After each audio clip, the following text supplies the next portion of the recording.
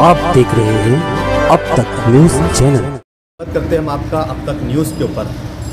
आज फिर एक सवाल को उठाने के लिए अब तक न्यूज़ चैनल की टीम क्याम इलाका सोएगांव, जहां पर अग्निशमन का एक बहुत बड़ा और शानदार आलीशान अग्निशमन बनाया गया है। अग्निशमन की ज़रूरत मालेगांव शहर में कम से कम 4 से 5 होने चाहिए, इस बात को ध्यान में रखा जाता है, क्योंकि मालेगांव शहर दिन ब दिन इसकी आबादी और इसकी क्षमता, इसका एरिया बढ़ता हुआ जा रहा है। लेकिन मालेगांव शहर में अग्निशमन की कमतरता को देखते हुए मालेगांव महानगर पालिका ने इसको बनाने की अनुमति दी और ये यहाँ पर 1 करोड़ रुपये की लागत से ज़्यादा में ये अग्निशमन बनाया गया, फायर स्टेशन बनाया गया। लेकिन यहाँ पर 2.5 साल हो गया और 2.5 साल से अभी तक ये अग्निशमन फायर स्टेशन आमला जो है, फायर ब्रिगेड जो है, इनको अभी तक हैंडवर्क भी नहीं किया गया। उद्घाटन के लिए इसको रोक कर रखा गया है। 2.5 साल हो गया बनने, 2.5 साल में अभी तक उद्घाटन नहीं किया गया। शायद उद्घाटन के लिए किसी आने वाले चुनाव का इंतज़ार तो नहीं है, शायद ये चुनाव के दौरान तो नहीं इसका उद्घाटन किया जाने वाला है। आए दिन हम देखते हैं कि किसी भी कामकाज को कर दिया जाता है या फिर रोक दिया जाता है ताकि इसका सियासी फ़ायदा लिया जा सके, राजनीतिक फ़ायदा उसका उठाया जा सके। चाहे वो रास्तों के काम हो, ब्रिज के उद्घाटन हो, अग्निशमन का उद्घाटन हो या जनता जनार्दन से जुड़े हुए किसी भी सार्वजनिक काम को अपने सियासी फ़ायदे के लिए वक्त ब वक्त देख कर उसका उद्घाटन किया जाता है।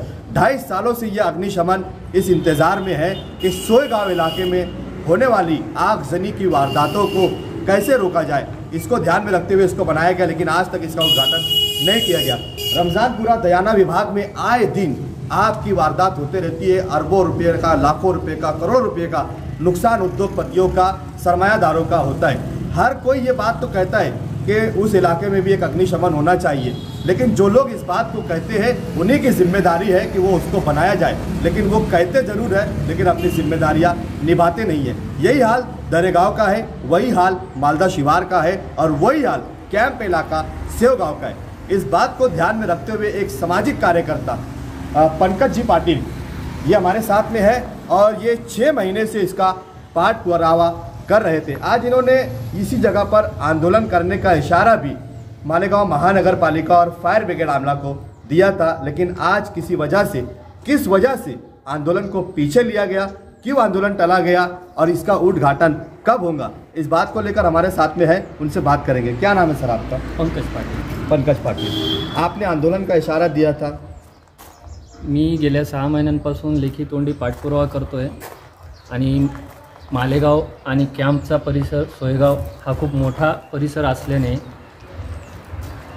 त्या परिसरात आगीच्या दुर्घटना वारंवार घडत असल्यामुळे मालेगाव मनपाकडे मी वारंवार तोंडी तक्रारी करत होतो आणि त्यानंतर मी मागच्या महिन्यात 15 तारखेला पण महानगरपालिकेला इशारा दिला होता की मी उपोषणास बसतो। त्यांनी मला तोंडी आश्वासन दिले की आपण कोणत्याही प्रकारचं उपोषण करू नका, आम्ही लवकरच उद्घाटन करतो। पण 1 महिना उलटून गेल्यावरही कोणतेही उद्घाटन होत नसल्याने मी परत त्यांना ह्या 15 तारखेला उपोषणाचा इशारा दिला आणि उपोषणास सुरुवात केली। परत आज 11 वाजता उपोषणाला बसलं असताना फायर ब्रिगेडचे अधिकारी आल्यावर त्यांनी मला विनंती केली की आम्ही लवकरच ह्या केंद्राचं उद्घाटन माननीय मंत्री महोदयांच्या हस्ते तारीख घेऊन लवकरच करीत आहोत, त्यामुळे आपण आपलं उपोषण स्थगित करावं। त्यांची विनंती मी मान्य करून माझं उपोषण स्थगित केलं आणि त्यांना परत विनंती केली की परत मला उपोषण करण्यास भाग पाडू नये। त्यांनी मला तशी लेखी ग्वाही दिली की आपण अशी वेळ येणार नाही, आम्ही लवकरच हे उद्घाटन करू। 2.5 वर्ष हो गए इसको, 2.5 वर्षापासून ते आजपर्यंत उद्घाटन झालेलं नाही आहे। त्याची परिस्थिती पण खराब होती आहे। इथे काय वॉचमॅन नाही आहे, काय नाही आहे, इथे सर्व मतलब बिल्डिंग इमारत खराब होत आहे। लवकर चालू झालं तर मग त्याची व्यवस्था पण मतलब चांगली राहील। हो, आमचा तोही विषय झाला। महानगरपालिकेच्या अधिकाऱ्यांशी तो विषय मी बोललो की इथे जेवढं आपण करोडो रुपयांचं लोकांचा पैसा इथे आपण इन्व्हेस्टमेंट केलेला आहे आणि त्याची दुरवस्था दिवसेंदिवस खराब होत चाललेली आहे। इथे जर वॉल कंपाऊंड आणि सिक्युरिटी जर इथे ठेवली तर कमीत कमी त्याची संरक्षण तरी राहील। आणि इथे जे वारदात होते आगजनीची, मग ते मोठ्या लोकांचं नुकसान होत आहे। ते चालू झालं मग ते एवढा फरक पडतो. उन्हाळ्यात आगीच्या घटना या वारंवार घडत असतात. अग्निशमन केंद्र हे गावात असल्यामुळे ट्रॉफिकमधून गाड्या यायला 1-1.5 तास लागतो. तोपर्यंत नुकसानाचं खूप मोठं प्रमाण होऊन जातं.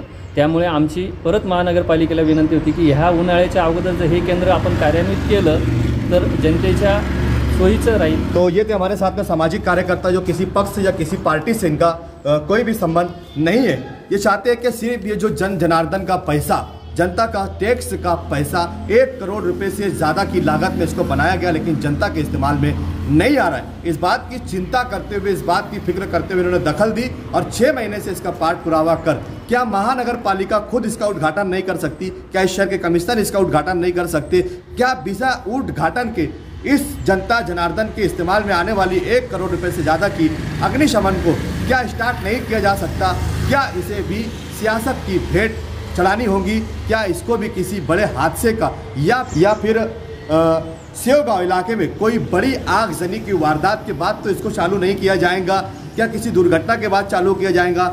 ये बहुत बड़ा प्रश्न है, बहुत बड़ा सवाल है. कमिश्नर साहब को इसके ऊपर ध्यान देना चाहिए और जल्द से जल्द इस अग्निशमन का उद्घाटन कर अपने लेवल पर इसको शुरू करना चाहिए. हम किसी भी सियासी दल का विरोध नहीं करते, लेकिन जनता जनार्दन के टैक्स के पैसे से हुए खर्चे इस बिल्डिंग और इस इमारत का इस्तेमाल जनता जनार्दन को मिलना चाहिए. इसका इस्तेमाल होना चाहिए, उसका फ़ायदा जनता को मिलना चाहिए, ना कि पॉलिटिकल पार्टियां अपने फ़ायदे के लिए इसका इस्तेमाल करें. तो हम उम्मीद करते हैं कि शायद कमिश्नर साहब हमारे इस न्यूज़ को देखने के बाद जल्द से जल्द इस अग्निशमन इमारत का उद्घाटन कर सेवगांव विभाग में रहने वाली जनता जनार्दन को इसका फ़ायदा देंगे. आप देख रहे थे अब तक न्यूज़. मैं जाबिर शाह, कैमरामैन छोटू शाह के साथ फिर मुलाकात होगी.